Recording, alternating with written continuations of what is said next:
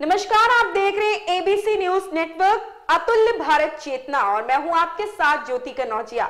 आइए नजर डालते हैं खबर की ओर। बिल्हा विधानसभा के नवनिर्वाचित विधायक धर्मलाल कौशिक ने मां महामाया का किया दर्शन पूजन, साथ ही भैरव बाबा मंदिर में चल रहे अनुष्ठान में भी लगाई हाजिरी। आइए देखते हैं एबीसी न्यूज नेटवर्क अतुल्य भारत चेतना के लिए रतनपुर बिलासपुर से प्रमोद कश्यप जी की ये खास रिपोर्ट। विधानसभा चुनाव उपरांत बिल्हा विधायक पूर्व विधानसभा अध्यक्ष धर्मलाल कौशिक 8 दिसंबर की रात्रि मां महामाया देवी का दर्शन करने रतनपुरा पहुंचे। इसके पूर्व उन्होंने भैरव बाबा मंदिर में चल रहे रुद्र महायज्ञ के अनुष्ठान में आहुति डाली और प्रदेश में सुख शांति और खुशहाली की कामना की। भैरव बाबा मंदिर और महामाया चौक में स्थानीय भाजपा कार्यकर्ताओं ने पुष्पमाला से उनका स्वागत किया। महामाया मंदिर परिसर में स्थानीय कार्यकर्ताओं के बीच पत्रकारों के प्रश्नों का जवाब देते हुए उन्होंने कहा कि कांग्रेस अपने अंतर्कलह और आपसी फूट के कारण चुनाव हारी है। उनके भ्रष्टाचार से प्रदेश की जनता 5 साल में ही त्रस्त हो चुकी थी। पार्टी में उनके वर्चस्व की लड़ाई के चलते छत्तीसगढ़ का विकास जो 5 साल में होना था वह नहीं हो पाया। हमारे केंद्र की मोदी सरकार ने छत्तीसगढ़ की जनता के लिए जो गारंटी दी और केंद्र सरकार की योजनाओं का छत्तीसगढ़ की जनता को जो लाभ मिला है, उसी के चलते हमने प्रदेश में पूर्ण बहुमत से सरकार बनाने में सफल हुए हैं। सरकार बनते ही हम प्रदेश को विकास की ऊंचाइयों पर ले जाने के लिए कार्य करेंगे।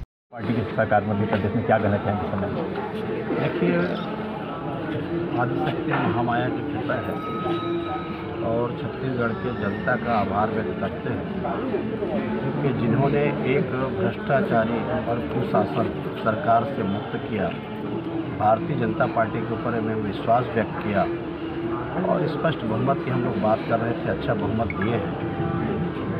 1-2 दिन 3 दिन में सरकार की गठन हो जाएगी और वास्तविक में अटल जी ने इस राज्य को बनाया तो खुशहाली और यहाँ का नींव रखने का काम, जो मजबूत करने का काम किया, तो डॉक्टर रमन सिंह जी मुख्यमंत्री बने और उसके बाद छत्तीसगढ़ खुशहाली की दिशा में चली है। ये लोगों को विश्वास है और इसलिए भारतीय जनता पार्टी के लोगों ने इस जीत के बाद प्रदेश की जनता को आप क्या संदेश देना चाहेंगे?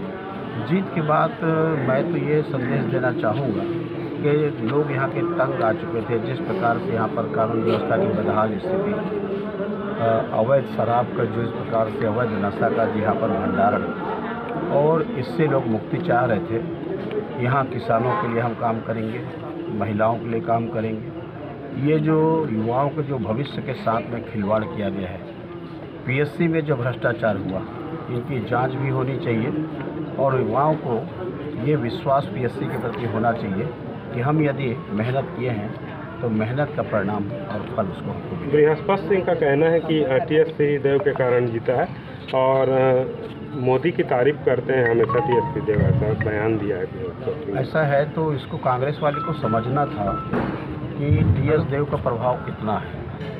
शायद उस प्रभाव को लोग नहीं समझते और बृहस्पति सिंह के अनुसार में कि उन्होंने जिस प्रकार से लांछन लगा रहा है, बृहस्पति सिंह जी का इतने दमदार विधायक का टिकट काटे गए, चुप रहे, मौन रहे और सब मिलकर के अमरजीत का बयान है कि एक दूसरे को निपटाते रहे।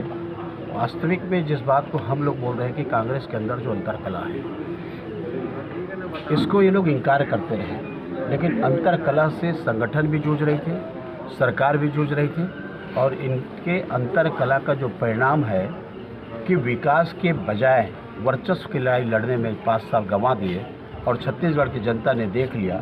इतने बड़े विशाल बहुमत देने के बाद में ये विकास इनके लिए आवश्यकता नहीं है, बल्कि प्रदेश विनाश की ओर जा रहा है और इसलिए कांग्रेस से मुक्त करना छत्तीसगढ़ की जनता ने तय किया और इसके लिए मैं उनको धन्यवाद देता हूं, आभार व्यक्त करता हूं। अपने प्रभारी को हटाने की भी मांग किया है प्रभारी जब यहाँ पर आई तो मेरा पहला बयान था कि उनके आने के बाद में कि मैं बोला प्रभारी को आने में देर हो गया, उनके हाथ से सब कुछ निकल चुकी है।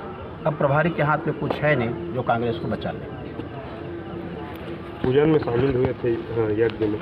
देखिए, मैं प्रति वर्षानुसार जो भैरव जयंती का हमारा जो कार्यक्रम होता है उसमें मेरा प्रयास होता है कि आऊँ। इस खबर में बस इतना ही। बने रहें एबीसी न्यूज नेटवर्क अतुल्य भारत चेतना।